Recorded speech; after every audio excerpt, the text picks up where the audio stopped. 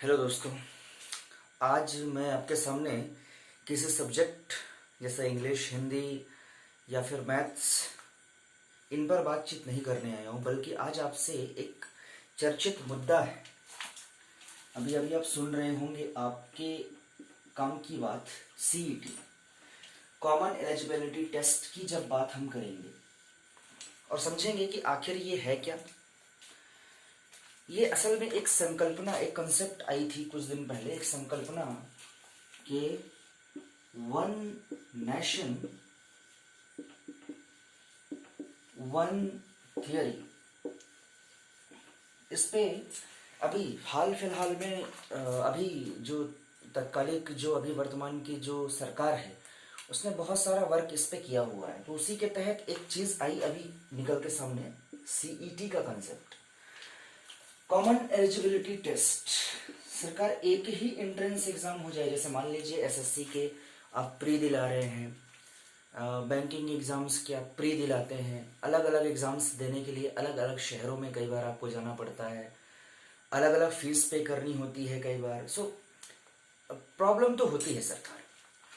तो इन्हीं प्रॉब्लम्स को दूर करने के लिए रिक्रूटमेंट पॉलिसी एक नई आई है, जिसमें हम इन एग्ज़ाम्स के लिए प्री का एक कॉमन एग्ज़ाम दे दें। अगर मान लीजिए कोई एक एग्ज़ाम प्री का दे दिया गया, वो एसएससी, अब वो एग्ज़ाम प्री का एसएससी के लिए, मेंस के लिए भी मैं एलिजिबल हो गया और आईबीपीएस के लिए भी एलिजिबल हो गया।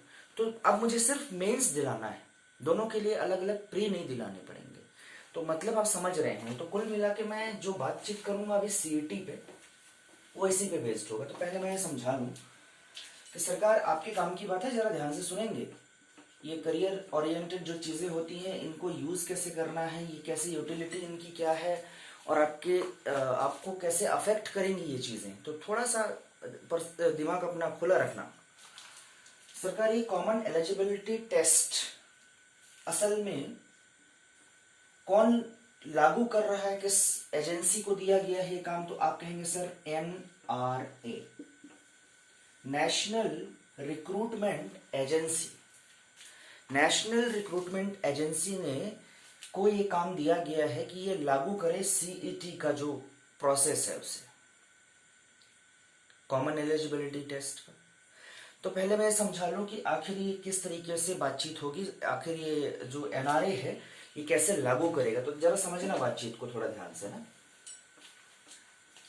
जैसे एनआरए है सरकार, इसने इस एजेंसी ने 3 एग्जाम्स को अभी इनिशियल स्टेज पे टारगेट किया कि एसएससी, सरकार रेलवे, जो रेलवे के एग्जाम्स होते हैं, और आईबीपीएस जो बैंकिंग के एग्जाम्स हैं। इन तीनों के लिए देखो, एसएससी कई सारे एग्जाम लेती है। जैसे एसएससी में कई बार आपने अगर आप सीजीएल की तैयारी करते हैं, कॉमन ग्रेजुएट लेवल की तैयारी करते हैं, तो एक अलग एग्जाम होगा, प्री का देना पड़ेगा आपको। फिर एक एग्जाम मान लीजिए सीपीओ का आप दे रहे हैं, तो उसके लिए अलग प्री का एग्जाम देना होगा। ऐसे रेलवे की जब बात आती है तो इसके लिए अलग अलग प्री एग्जाम्स होते हैं, फिर आप उससे क्वालिफाई करते हैं और मेंस के लिए जाते हैं। सो ये सारा एग्जाम सेंट्रलाइज हो जाए, सेंट्रलाइज तो ऑलरेडी है, बट आई मीन कि ये एक ही एग्जाम आपके लिए हो प्री के लिए, प्री के नाम से, और फिर आप सीधे मेंस पे दूसरे एग्जाम के लिए, मतलब एक प्री आपने दिला लिया तो फिर आप एसएससी, रेलवे, आईबीपीएस किसी भी एग्जाम में जाके मेंस दिला सकते हैं। ओके, ये इस तरीके से सिंपल हुआ ये प्रोसेस। तो सरकार, अब आपके दिमाग में एक बात आएगी, सर ये मैंने अभी आज ही मैंने अपना व्हाट्सएप स्टेटस बनाया, पेपर की कटिंग जो आई हुई थी उसे, कि भाई वन नेशन वन एग्जाम की ये जो कंसेप्ट है ये लागू हो रहा है।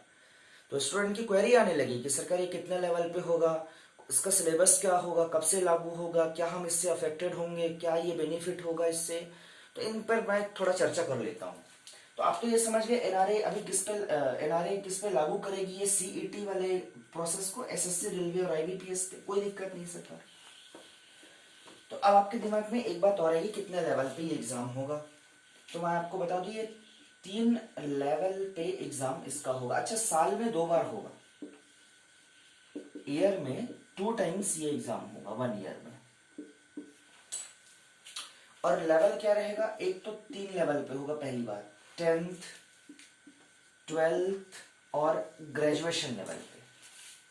तो सरकार अगर 10th लेवल पे हो रहा है या 12th लेवल पे हो रहा है तो सिलेबस चेंज होगा ना, कुछ तो सिलेबस में अंतर आएगा। तो एक बात तो आप समझ लो, एक बात तो आप समझ लो कि जैसे 10th 12th और ये ग्रेजुएशन लेवल पे, इन तीनों के लिए ऑलमोस्ट सिलेबस सेम रहेगा। जैसे मैं कहता हूं सरकार यहाँ पे मैथ्स, इंग्लिश, अच्छा रीजनिंग, मैथ्स, रीजनिंग, इंग्लिश और सरकार जीएस, ये कॉमन है, मैथ्स, रीजनिंग, इंग्लिश, जीएस।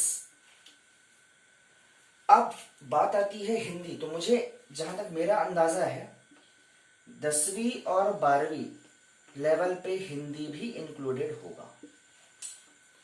बाकी ग्रेजुएशन लेवल के लिए मैथ्स, रीजनिंग, इंग्लिश, जीएस काफी है। अब आप कहेंगे इसमें स्कोर करना कितना होगा, तो सिर्फ 60% स्कोर करना होगा, केवल 60% स्कोर करके आप एलिजिबल हो सकते हैं। अच्छा, इससे फायदा क्या हुआ,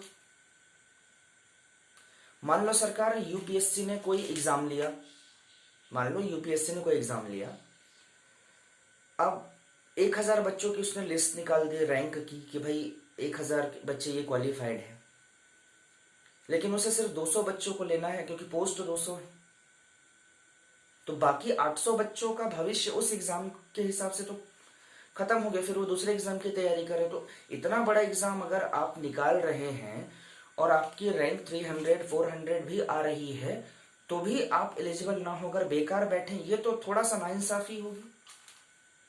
तो सरकार उन बच्चों के लिए, वो इस चीज से वंचित रह जाते हैं जॉब से, तो उनके लिए ये प्रोसेस आया कि हो सकता है ऐसा हो कि यूपीएससी का एग्जाम के बाद जो बच्चे हैं जो सिलेक्ट हो गए वो तो ठीक है, उसके बाद जो मान लो 200 सिलेक्ट हो गए 1000 में 800 बच गए, तो ये 800 बच्चे किसी दूसरे प्राइवेट कंपनीज में या पब्लिक सेक्टर इन्हें रिक्रूट करना चाहे तो कर ले, ये मतलब है इसका। तो फायदा हुआ इससे कुल मिला के।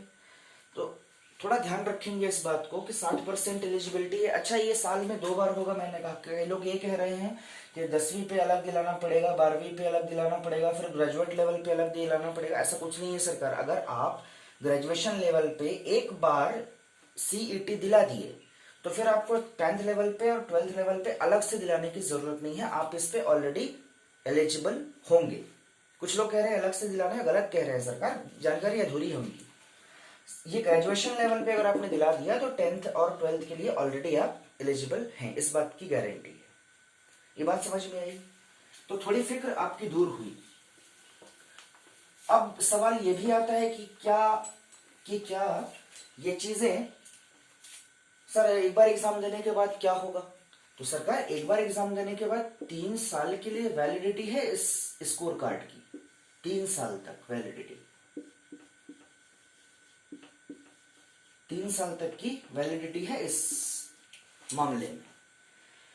तो कुछ लोग ये कह रहे थे कि 10th पे 12th पे ग्रेजुएशन लेवल पे हर बार दिलाना पड़ेगा, ऐसा कुछ नहीं है। आपने ग्रेजुएशन लेवल पे एक ईयर में एग्जाम दिला लिया, फिर वो 3 साल तक वैलिड है।